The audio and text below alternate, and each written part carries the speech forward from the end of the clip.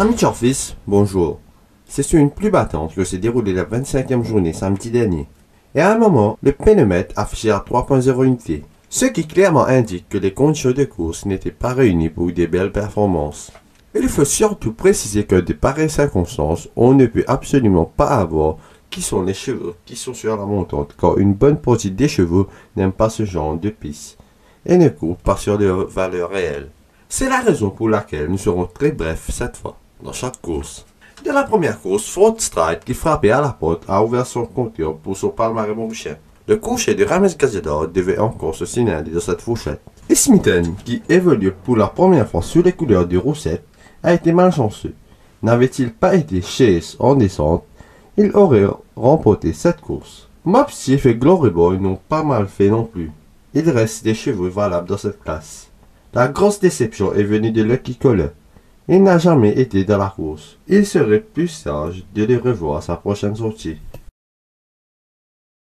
The Balladeer, comme prévu, s'est baladé de cette deuxième course. Il n'a laissé aucune chance à ses adversaires. Fraser, lui, continue de progresser. Il s'est bien défendu. À notre avis, il ne tentera pas à offrir à Patrick Mervyn sa première victoire au Champ de Mars. La semaine dernière, on vous disait dessus Mr. Wolf, et celui-ci n'a pas attendu longtemps à vous répondre.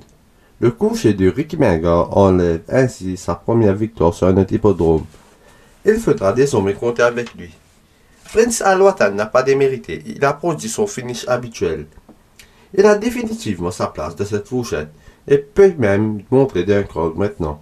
Doc of the Bay a couru en net progrès. C'est un coucher délicat, mais qui à son meilleur niveau peut décrocher une ou deux victoires dans sa classe. Léger progrès de la part de Capitaine Mathieu. Son entraîneur est patient avec lui, et il finira par récolter les fruits. Quant à Goes, il ne progresse toujours pas.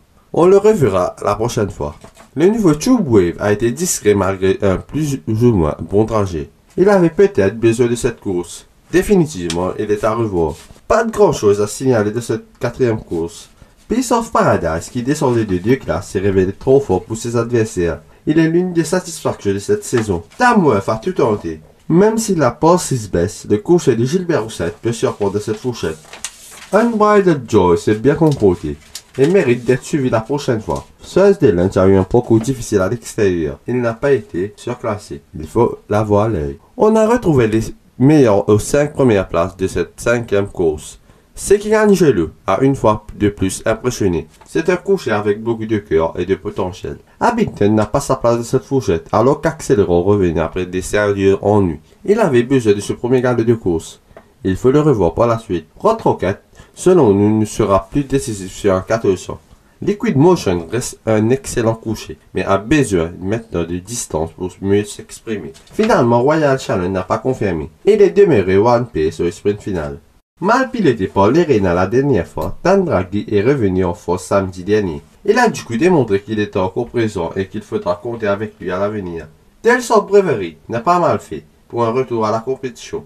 Il sera redoutable à sa prochaine participation. Gros progrès de Soweto Slough. Le niveau de couche de Gazador devient une unité à surveiller à sa prochaine tentative. Chief Mambo ne semble plus le même et aura du mal à rivaliser avec les meilleurs de l'élite. Eskimoral, pour sa part, reprend graduellement du poil de la bête. Il devait encore être plus dangereux la prochaine fois. Début en forfort d'Albert Mooney.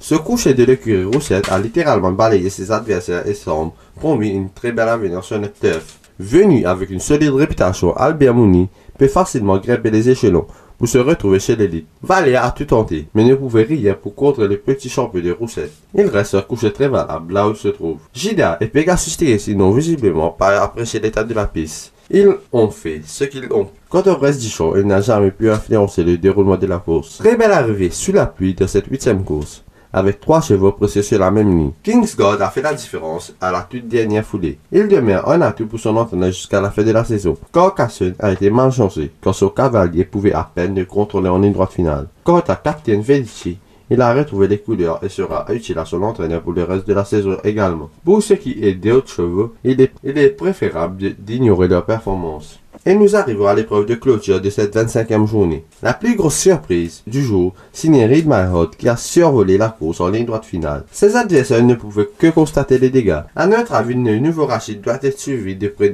à sa prochaine sortie. Il avait besoin de ce galop. Carson City a une fois de plus retrouvé meilleur que lui à l'arrivée. Et il ne faut pas désespérer quand il finira bien par retrouver le box des vainqueurs. La performance d'Alaba lui doit être ignorée. Il n'y pouvait rien faire dans la boue. Albert Dock semble en progrès alors que West Coast Swing ne tardera pas à signer son premier succession au teuf. Merci et à la prochaine.